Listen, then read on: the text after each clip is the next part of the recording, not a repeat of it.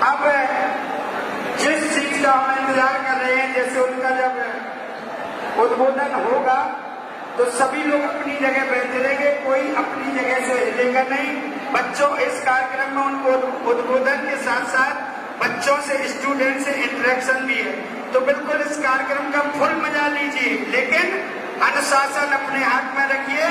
कल खान सर जाकर के ये ना कहे कि मैं बुंदेलखंड में गया था, वहां के बच्चे बहुत अनुशासनहीन है, ठीक है ना?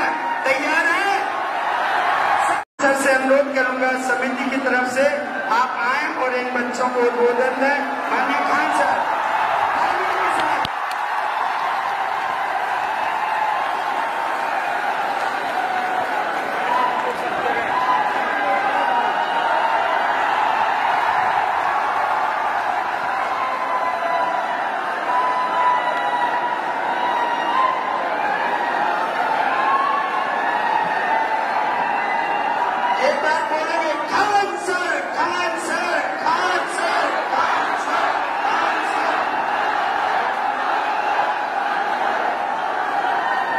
बहुत बहुत धन्यवाद सर आपका। बुंदेलखंड की धरती को सबसे पहले नमस्कार।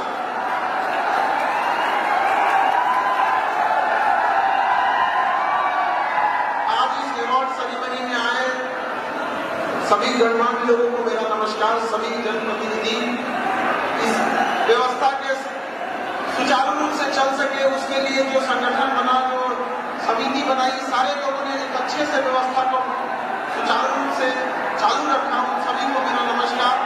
इस समिति से जोड़ने और यहाँ स्वामी जी के बारे में एक एक चीजों को विस्तार से बताने के लिए हमारे नरेंद्र सिंह जी को बहुत बहुत नमस्कार। और इस समिति में जितने लोगों ने इसको अच्छे ढंग से चालू रखा और आप विद्यार्थियों को जितने अभिभावक हैं सभी लोगों को नमस्कार। देखिए, जन्म हम सब लोग लेते हैं पृथ्वी पर, कभी कभी किसी का अवतार होता है। तो आज हम जिस वारांगण में बैठे हैं, हमारे स्वामी जी का हमें जहां तक लगता है उनका जन्म नहीं एक अवतार हुआ था और इस बुंदेलखंड की धरती का सौभाग्य है। तो आप जैसे लोग वो सौभाग्यशाली है जिनको ऐसे परमात्मा मिले यहाँ पर।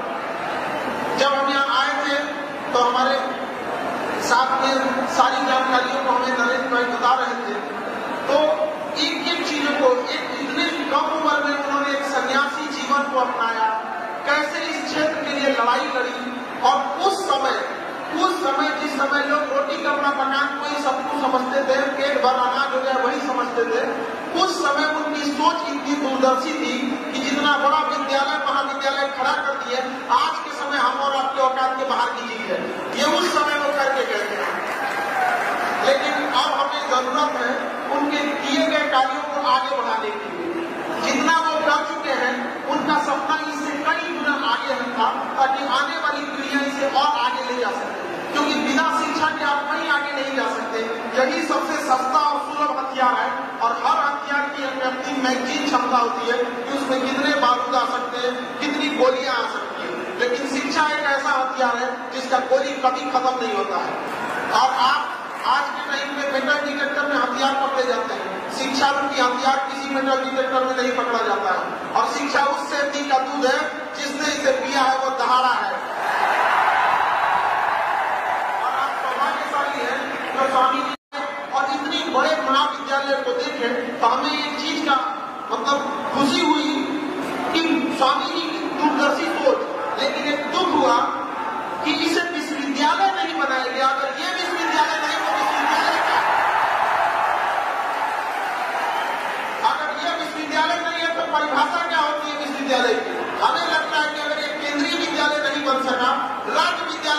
सका, तो बुंदेलखंड की धरती में ऐसी क्या कमी है जो आप लोग मिलकर इसे प्राइवेट संस्था क्यों नहीं बना सकते? जब स्वामी जी ने इतना काम किया, उस समय जब हमारे पास संसाधन नहीं हुआ करते थे, पैसे नहीं हुआ करते थे, परिवहन के स्रोत नहीं हुआ करते थे, लोगों की आय इतनी कम थी, तो आज के समय हम लोग क्यों नहीं इसे अपने दम पे, अपने बलबूते पर एक विश्वविद्यालय का रूप दे सके, जिससे कि हजारों छात्र और छात्राएं पढ़ सके और इस क्षेत्र का नहीं बल्कि पूरे देश का नाम रोशन कर सके। ये बहुत सौभाग्य की बात है। जब हम आए तो हमें लगा कि होगा कोई विद्यालय, लेकिन जब हम यहाँ आने के बाद हम चौंक गए यहाँ पर, और हम आप सबसे वादा करते हैं, आप सब मिलकर इसे एक यूनिवर्सिटी का दर्जा दीजिए। जिस दिन यह यूनिवर्सिटी बनेगा, हम वादा करते हैं हम यहाँ के गेस्ट लेक्चर लेंगे यहाँ पर। बुंदेलखंड की धरती से, मगध की धरती से आए हैं, बुंदेलखंड की धरती से एक सौगात मांग के आए हैं कि आप सब लोग मिलकर इसे महाविद्यालय से विश्वविद्यालय की ओर ले जाइए। कोई जरूरी नहीं कि आपके साथ कोई खड़ा ही होगा, कोई जरूरी नहीं। स्वामी जी के साथ कितने लोग खड़े थे, लेकिन स्वामी जी की एक सबसे अच्छी चीज लगती है, उनका कहना था, विचार विमर्श योजना बनती रहेगी, तुम शुरुआत तो करो, कारवां तुम्हारे साथ चलेगा। एक छोटी सी दुनिया से एक पतला दुबला शरीर वाला व्यक्ति छोटी सी गुड़िया से कहां लेके चला गया समाज। क्या हम लोग उन्हीं के दिखाए हुए नक्शे पे चल रहे हैं? चल रहे होते तो इस क्षेत्र का बदलाव हो जाता था। एक समय था जब यहाँ कृषि विद्यालय रखे गए थे, तो लोग महाराष्ट्र, गुजरात, बंगाल, बिहार से यहाँ कृषि विद्यालय में पढ़ने आया करते थे। लेकिन क्या हम लोग ने उनके दिए गए कर्म हम लोग के चले हैं, उनके अधूरे सपने को पूरा किए? एक बार हमें अपने आप से सोचने की जरूरत है। शिक्षा बहुत जरूरी चीज है, बिना शिक्षा के आप कुछ नहीं। मेरा लक्ष्य है कि 20 करोड़ लोगों को शिक्षा देना। जिस दिन ये 20 करोड़ लोग शिक्षित हो जाएंगे, तो 20 करोड़ के जब 40 करोड़ हाथ एक साथ उठेंगे, तो भारत को अखंड भारत होने से कोई नहीं रोक सकता है। शिक्षा का व्यवसायीकरण हम आज भी नहीं होने देते। आज भी हमारे यहाँ कुछ ऐसे बच्चे हैं जिसके कंप्लीट कोर्स महज 200 रुपए है आज की डेट में भी, और 200 रुपए में भी हम 18% GST और 30% इनकम टैक्स गवर्नमेंट को देते हैं। कुल 200 रुपया सरकार कहती है, गवर्नमेंट कहती है कि बेटी पढ़ाओ और बेटी को बचाओ, और बेटी पे 18% GST ठोक के बेचे। बताओ भैया, क्या चीज का मतलब बनता है? भाई ठीक है, हम पुरुष समाज वालों से आपने 18% GST लिया, टैक्स के लिए जरूरी है, लेकिन कम से कम महिलाओं को तो छोड़ देना चाहिए। एक सुर में महिलाएं आवाज उठाएं। ये बुंदेलखंड वीरों की धरती रही है, यहाँ से आप आवाज उठाइए। हमें बहुत खुशी होगी जब ये सुनेंगे कि बुंदेलखंड की वीरांगनाओं ने, वीर महिलाओं ने अपने लिए हक की लड़ाई लड़ी थी। हाथ पे हाथ रख के नहीं होगा, तो नारा बोल देने से नहीं हो जाता है कि बेटियां पढ़ने लगेंगी। ये दिखना चाहिए धरातल पे कि बेटियों को पढ़ने के लिए कुछ किया जा रहा है। और सारे बच्चों से कहते हैं, जब बेटियां बहनें जब क्लास में पढ़ने आती हैं तो सम्मान से लिखिएगा। आप अपनी बहन के लिए शेर बन जाते हैं, तो दूसरे बहन के लिए कुत्ता मत बनिएगा।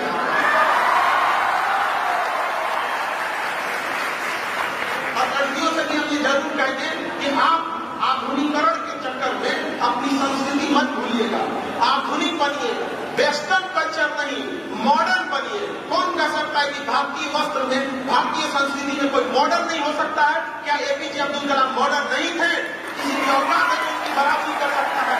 स्वामीनाथन हो गए, तो ये क्या चाहिए? आधुनिकरण नहीं था। एक ऐसा व्यक्ति हमारे स्वामी जी यहाँ पर, तो हमारे स्वामी जी को क्या आधुनिक नहीं कहेंगे? आज से 50 साल पहले जिस व्यक्ति ने कल्पना की थी, उनके अधूरे सपने को पूरा करने में हम लोग के पसीने छूट जाते हैं। सोचिए वो व्यक्ति अकेले कैसे लड़ा होगा, जब हमको इन संसाधनों से लड़ने में इतनी समस्याएं हो रही है। और आज